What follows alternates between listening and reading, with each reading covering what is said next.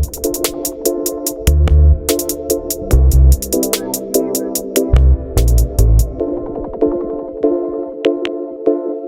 right, welcome to Fanatics Football, the football segment of the Fantasy Fanatics Podcast. I'll be your host once again, James, and I'm joined once again by Nate. What's up, man?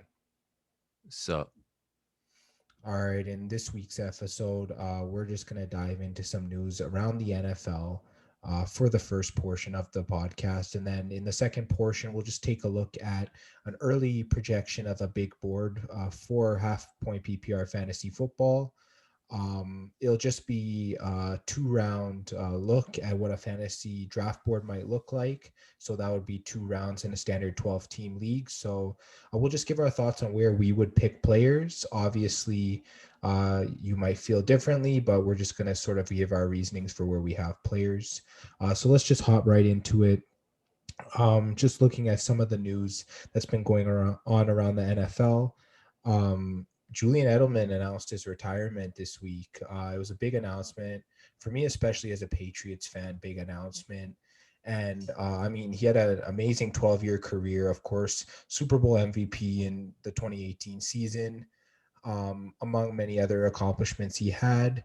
Just what are your thoughts on his retirement? I mean, I think I heard he was having some health issues. He had some knee problems and stuff. So I can kind of see why he decided to kind of, I guess, retire.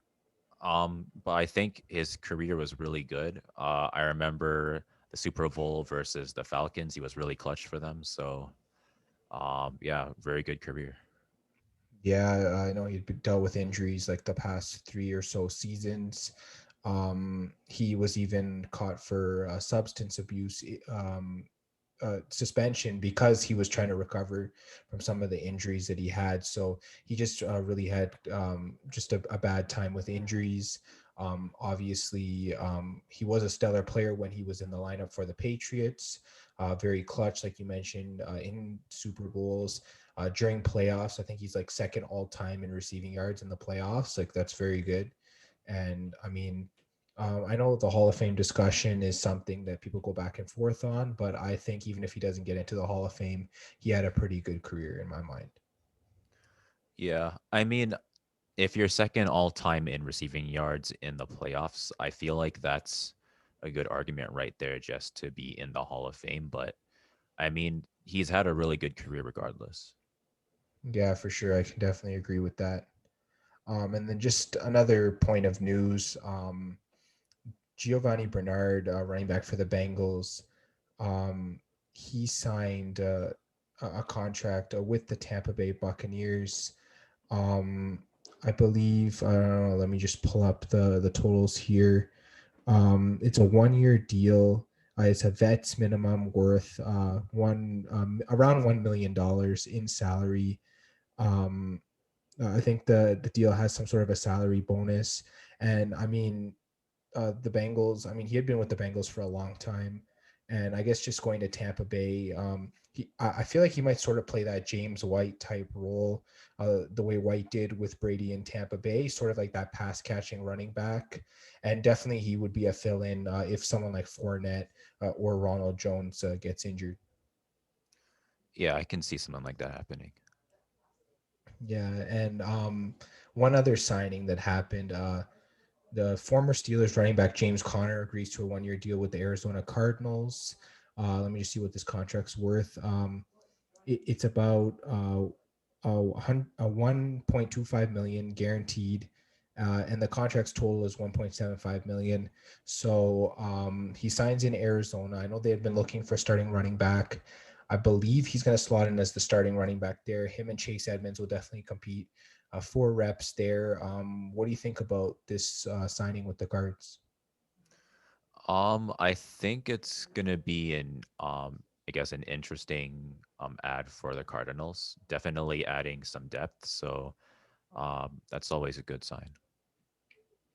Yeah, for sure. I can agree with that. And I mean, I know Pittsburgh was looking to move on from him, and he was sort of just sitting there as a free agent, just looking for a team to sign with. Arizona, maybe they're thinking of taking a running back in the draft.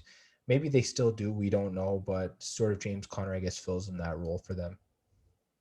Yeah, for sure. All right, and that's just sort of what's been going on around the NFL. I guess noteworthy for fantasy and just noteworthy for news overall. So let's just hop right into our big board rankings. Um, Actually, we can start off.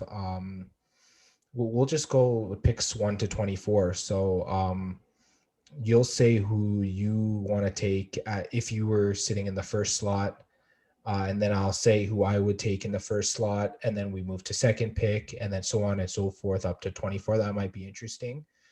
So I'll definitely have you start. So from a fantasy big board for half point PPR fantasy in 2021, as of right now, who would you select if you were sitting at the first overall pick? I would take Christian McCaffrey. I think he has the highest potential in the draft so far. Yeah, I'm. If I was sitting there at first, I definitely would roll with Christian McCaffrey. Like you mentioned, he has so much upside as a running back. He can rush probably for 1,000 yards if he's healthy, at least. He can receive for 1,000 yards probably at least if he's healthy. And then you're getting the points for all the catches he gets. You're getting the points for the touchdowns. He pretty much will have double-digit touchdowns if he's healthy. Um, like you mentioned, his upside is endless. So yeah, I agree with you. Christian McCaffrey first overall. So if you were second overall and Christian McCaffrey's gone, who do you like? I guess I kind of like Alvin Kamara. He had a really good season last year, and I think New Orleans might start to lean on him a little bit more now that Drew Brees is gone. Yeah, Alvin Kamara is definitely a solid pick, but if I was sitting there at number two, I think I might roll with Dalvin Cook. Reason is this is half point PPR and not PPR. If it was PPR and you're getting more for each catch, I might lean with Kamara because he does receive a little bit more than Dalvin Cook. But I like Dalvin Cook's game on the ground. I love how the offense runs through him in Minnesota. And also, like I mentioned, on the running back, sort of what was it, top 12 rankings that we had? Yeah, that Alvin Kamara.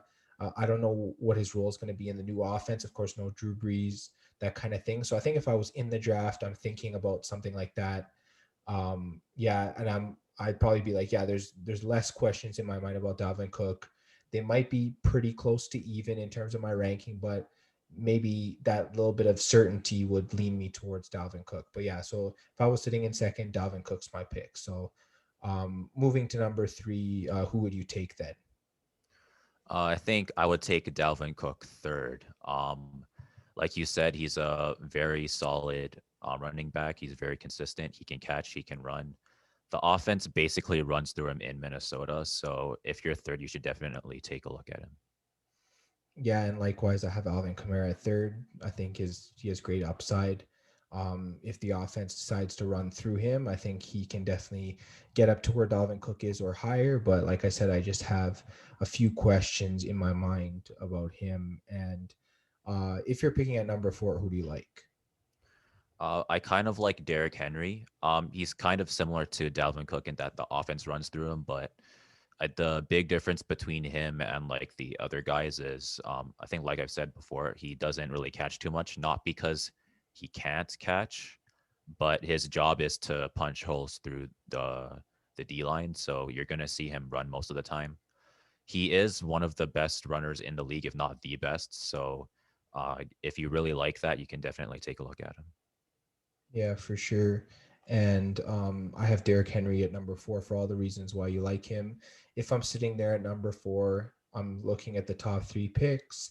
I'm like, I need a guy who's going to sort of just be able to do what I need him to do as a first round pick. And yeah, Derrick Henry's that guy. You just throw him in there. He'll run for close to 2,000 yards in a season. He'll punch in his fair share of rushing touchdowns. And like you said, he's the focal point of that Titans offense. And I mean, they lost some receivers in the off season. So definitely the offense will be going through him now more than ever. So definitely Derrick Henry is the fourth pick in my mind. So who do you like at fifth? At fifth, I like Devonte Adams. I think for wide receivers, in terms of like total fantasy points, he had the highest last season. So I think based off of that, if you're not able to get kind of like a top four running back, that's probably, I guess, the next best thing. Yeah, I like that pick of Devonte Adams. Definitely, if you're someone taking a wide receiver, that's definitely someone to look at. I'm gonna roll with a bit more of an upside pick. If I was drafting fifth, I would look at taking Saquon Barkley, and my reason for it being is that if he is healthy, I think that he has a chance to compete with those top four running backs that we already mentioned going earlier. I feel like that he is just a workhorse running back. If the Giants need to run their offense through him this season, they'll do it. If not, he can still pretty much do everything: run from the backfield, catch from the backfield. And if the offensive line is upgraded through the draft, his stock could just continue to rise. So if I was sitting at fifth, I might feel safer taking a running back. But yeah, who do you have at sixth? At sixth, funny enough, I do have Saquon at sixth. Like you said, he has a lot of upside. He's just as talented as the top four. So um, you should definitely, I guess, take a look at Saquon. Yeah, for sure. And then six for me is Devonte Adams. Our lists are very similar near the top. Yeah, if you don't get one of those top five running backs in my mind, Devonte Adams is the way to go. When he's healthy, he's very consistent. He's Aaron Rodgers' number one target. He's getting targeted both midfield, um, on the outside, red zone, everything. He's getting catches. I mean, he would have finished with the most receiving yards last year if he had played every single game. I believe Stephon Diggs edged him by a little bit. But yeah, Devonte Adams is clear and in front the best wide receiver in fantasy. Yeah, he'd definitely be the guy I'd look at after the top five running backs. So who do you have at seventh? At seventh, I have Travis Kelsey, mainly because he's one of the most reliable catchers on Kansas City. I think he's the highest scoring tight end, I think, for last season as well. Yeah, Travis Kelsey is definitely a good pick. I know he at the tight end position, he's just one in a million. And I guess if you lock him down in the first round, then you pretty much have your tight end position ready to go. And I guess you can address other positions. Yeah, for sure. But for me, I think I'd prefer to go having that higher pick at seven to go with a running back. I'm going to take Nick Chubb there at number seven. Um, he's just so solid when he's in the lineup. Even with Kareem Hunt there, he can still produce top 10 running back numbers. I'm not concerned at all with Hunt being in there because Chubb is still the number one guy. Cleveland's offense pretty much runs through him. He just makes Baker look way more comfortable, and Baker can put the ball in his hands even as a pass catcher. So I'm not worried in that sense for Nick Chubb. And if his red zone opportunities increase, I think his fantasy stock could rise even higher. So, yeah, definitely Nick Chubb at seven for me. So who do you have at number eight? At number eighth, I think I originally put Tyreek Hill, but I guess on second thought, I think you could probably put Nick Chubb at eighth as well. Tyreek Hill, I think he was second in terms of total fantasy points, but um, Nick Chubb is, I think, more reliable than Tyreek Hill. I think week to week. Yeah, so those would be your eight and nine. So we'll be Chubb at eight, and then you'd have Tyreek at nine. Yeah, Okay, yeah. So for my eight and nine, I'm just really heavy on running backs. I know not everyone is. In my mind, half point PPR is still okay for you to be running back heavy. I feel like if you're in standard or half PPR, you can be running back heavy. But when you get to PPR, you can definitely favor a lot more of the receivers. So I'm going to go with both Aaron Jones, who re signed in Green Bay. I know we didn't know that when we were talking about our top 12 running backs. And then Austin Eckler at number nine. I feel like Eckler's stock has risen being a part of the Chargers offense, and he's pretty much the main guy there. So both Aaron Jones and Austin Eckler, in my mind, um, they just have those solid running back totals from the past 2 seasons. They've both been very solid. Aaron Jones obviously has been a little bit better, so I have him a little bit higher. But yeah, if I'm sitting at 8 or 9, I'd still struggle to take a wide receiver there if there's two solid running backs like Jones and Eckler on the board. So yeah, 8 and 9, I take Aaron Jones and Austin Eckler. So who do you have at number 10? At number 10, um I also put Aaron Jones at number 10. Um he is the main running back for Green Bay, so I think you can definitely rely on him to get you fantasy points every week. Yeah, absolutely. I can agree with that. Number 10, another running back. If I'm sitting at number 10, I'm still struggling not to take a running back. I'm going to take Jonathan Taylor. I know some people are lower on him now that Marlon Mack re signed with the Colts, but I feel like Jonathan Taylor's established himself as the number one running back there. I feel like I guess in Aaron Jones' situation, AJ Dillon is there, but Aaron Jones is still the main guy, and I feel like that's going to be the same with Jonathan Taylor. He's going to be the main guy. Frank Reich knows what he has in him as a coach, and he's going to pretty much run Jonathan Taylor into the ground this year. So I think I'd feel pretty confident taking Taylor at pick number 10 in the first round. Yeah, for sure. And what about number 11 for you? For number 11, I originally put Stephon Diggs, but I think I'll put Jonathan Taylor there instead. Mainly because if you're this low, I think in the rounds, I think it's better to take two running backs if you're kind of at the 11th spot. So I think I would put Jonathan Taylor at 11th. And then you said Stephon Diggs at 12?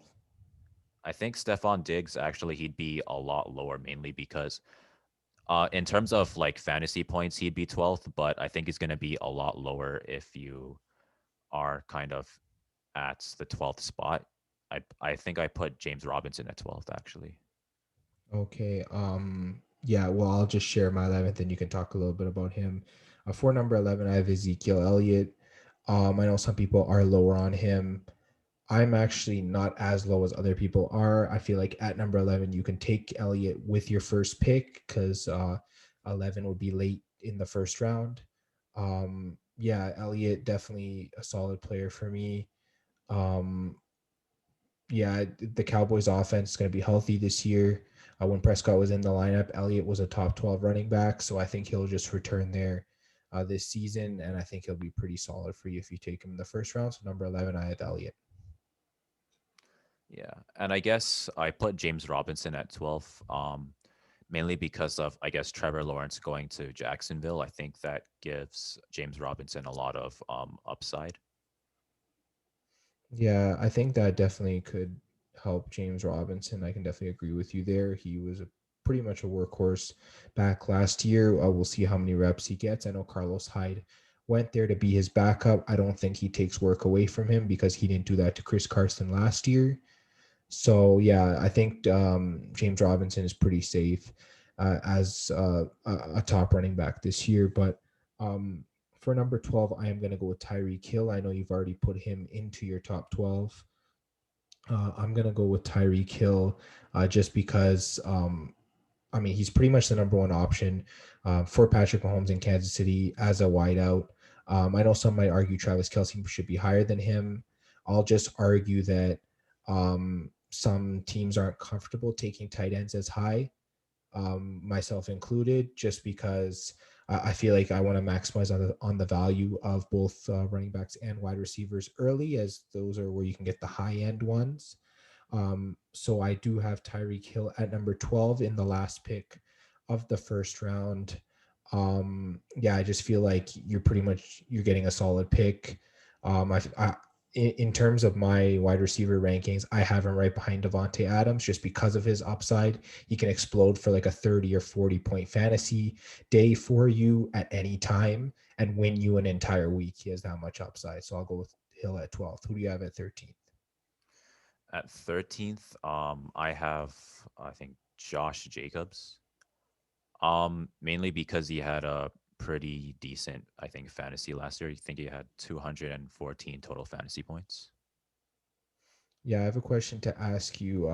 Do you feel like Kenyon Drake just came in as a backup to the Raiders, or do you feel like Kenyon Drake is going to sort of eat into Jacobs' time? Because if you feel like Drake is going to be like pretty much restricted to a backup role, then yeah, I can understand putting Josh Jacobs there. Right. I didn't take Kenyon Drake into account. I'm not sure. I don't. I don't think I would say Kenyon Drake is going to strictly be a backup, but I'm not sure how much he's going to eat into, I guess, Josh Jacobs' minutes. So I'm thinking maybe it'll be something similar to kind of like Nick Chubb and Kareem Hunt, where it's like they found a way to kind of, I guess, share their minutes, if that makes sense. Yeah, I think that in terms of Kenyon Drake, we don't have a defined role for him yet. So I guess if you view Jacobs as a high end running back, I guess we'll just have to kind of wait and see where Kenyon Drake sort of falls in, and then I guess we can adjust our rankings. Yeah, for sure. Yeah, number 13 for me is Travis Kelsey. I have him right behind Tyreek Hill just because you could take either or no matter which pick, and you can take both if you want. So if you're in a snake draft and you have the 12th and 13th pick, if you want to take both of them, I mean, just load up on Kansas City Chiefs. That's not a bad idea because the Chiefs are pretty much the best offense in the NFL in my mind. So yeah, I have Travis Kelsey at 13th, but who do you have at 14th? At 14th, I have Kareem Hunt. Um, my thinking is that if you are 12th, you'd want to draft another running back right away. That way, I feel like you have, I guess it's like the best bang for buck option is to get two pretty decent running backs if you can't get like an amazing running back early on in the draft. So even though Kareem Hunt's a backup, I guess you see him sort of as a good enough fantasy option to take in the second round. Yeah. All right. And for number 14, I have DeAndre Hopkins. Yeah, and the reason I have him at 14 is just because he always has upside. He's the number one target in Arizona. He's always getting reps. He's always, gonna be fed the ball in clutch situations. We saw that Hail Mary that he caught last year. In my mind, he just with his talent, he's just ahead of a lot of the other receivers I have in my book. The only reason Hill and Adams are higher is because of the quarterbacks they play with. But Kyler Murray's not a bad quarterback. He just is not at the level of both Patrick Mahomes and Aaron Rodgers. So yeah, I think that DeAndre Hopkins is a good pick if you're picking at 14. Yeah. And then number 15 for you. For me, number 15th, I have Clyde Edwards-Helaire. Um, he's a running back on a really good offense. I think Kansas City, they might end up having another bye week if they play as well this season as they did last season. So I feel like Clyde Edwards-Helaire is going to have another good season. Yeah, for sure. And yeah, number 15 for me, I have Stefan Diggs. He's pretty close in my book to DeAndre Hopkins. You could take them both either way. Um, I mean, yeah, I know a lot of receivers would go in the second round for me just because a lot of teams took running backs in the first round. So it's natural that they might look at taking a wide receiver. So yeah, Stefan Diggs just seems to be a guy that would fit around the 15th spot in my book. So yeah, I'm going to have Stefan Diggs at 15. And who do you have at 16? At 16th, I have George Kittle. He is, I think he should be the second best tight end in the draft this year. He was injured last year, so he wasn't able to kind of play to his potential. But I think this year he should be fully healthy. So if that happens, then you should definitely take George Kittle at 16th. All right, at 16th, I have Miles Sanders. I know that I could be slandered a lot for this, but in my mind, Miles Sanders with Jalen Hurts is pretty much a winning combination in my book. I feel like what we saw at the end of last season with the two of them, it should continue into next season.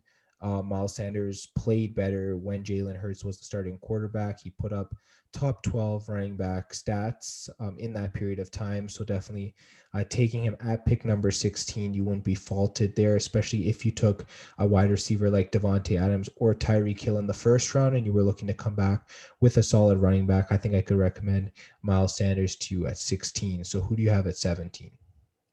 At 17th, I have Cam Akers.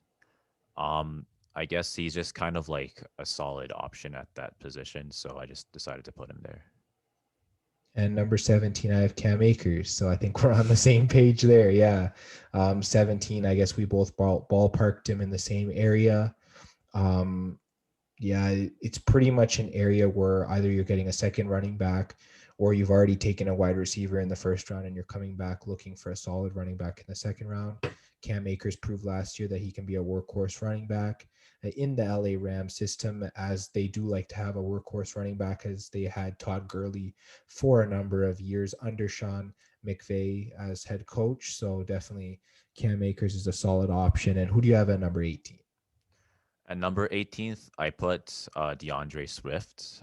He is on Detroit, but I feel like because Matthew Stafford is leaving, they might end up making him run a bit more, depending on who ends up in Detroit, I guess.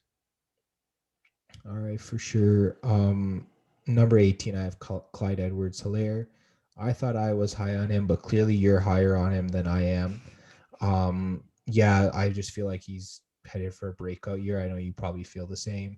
This Kansas City offense, they lost a number of pass catchers. They might look to evolve their offense, and definitely involving someone as talented as Clyde Edwards-Helaire is.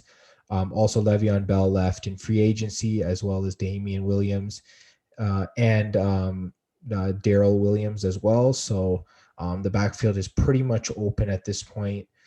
Clyde Edwards-Helaire is the number one guy going into next year.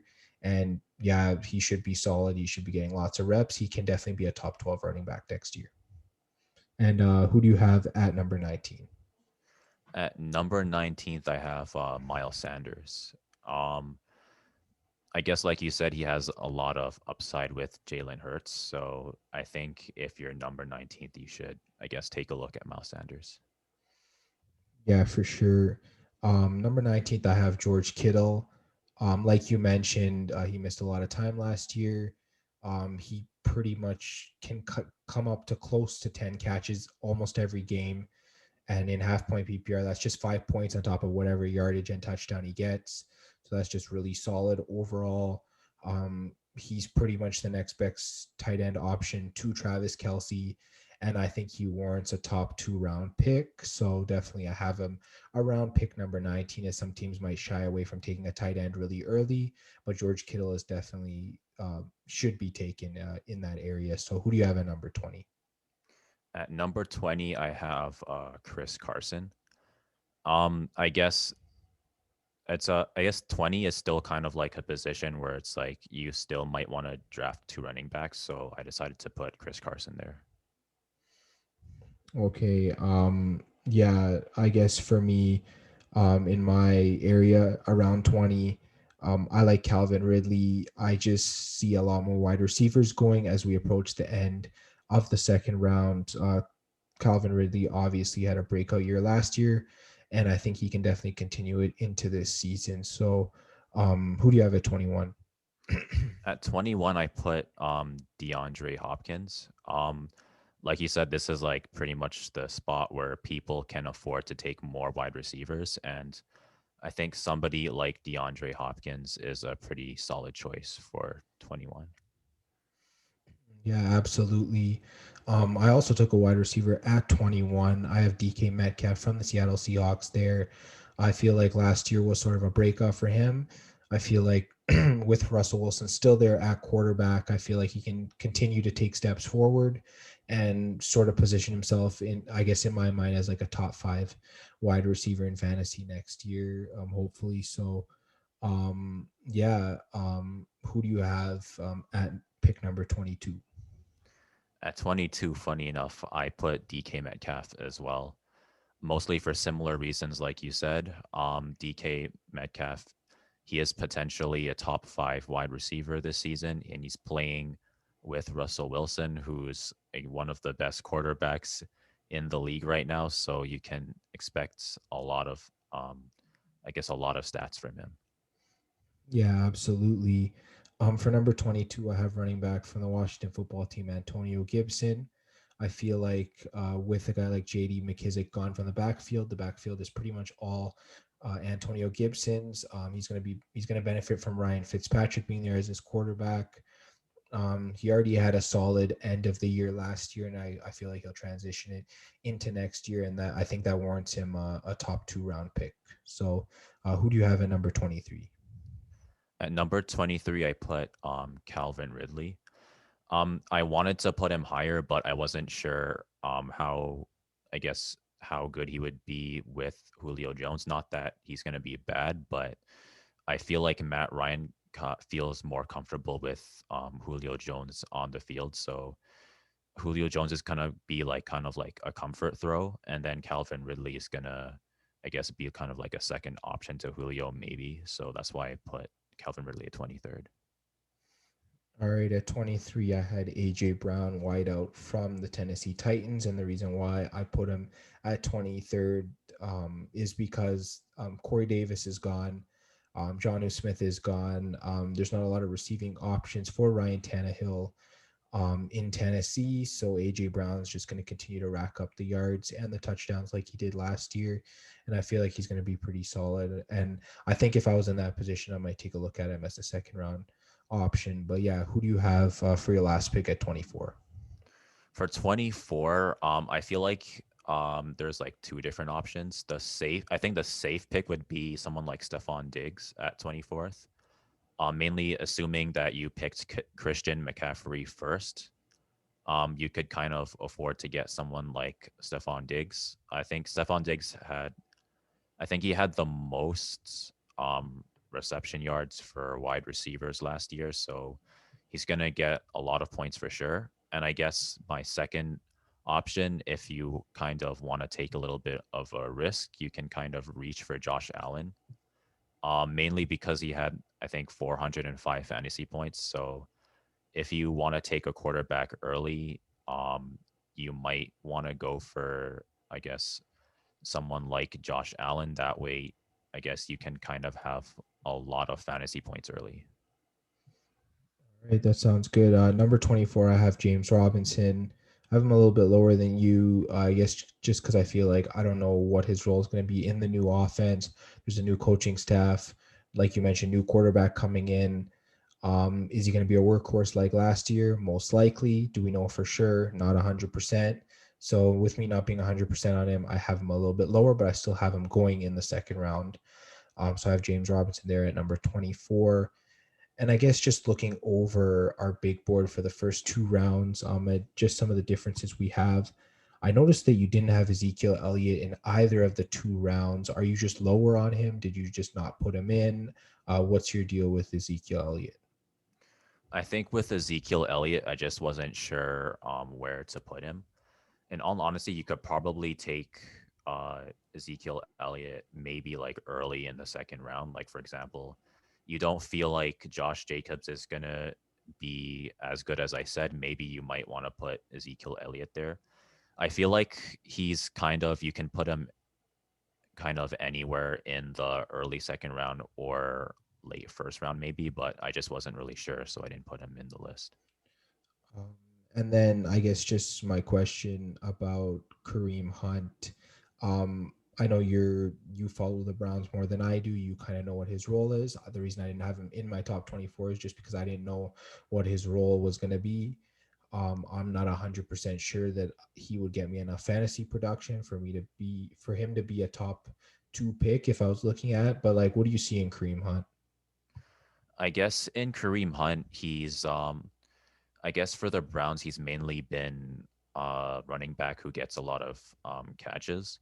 He does get some runs as well, but I guess with Nick Chubb doing most of the running, he kind of does a lot of catching. Yeah, for sure. And then I guess just looking at my list, did you have any questions? Did you have any remarks or anything like that?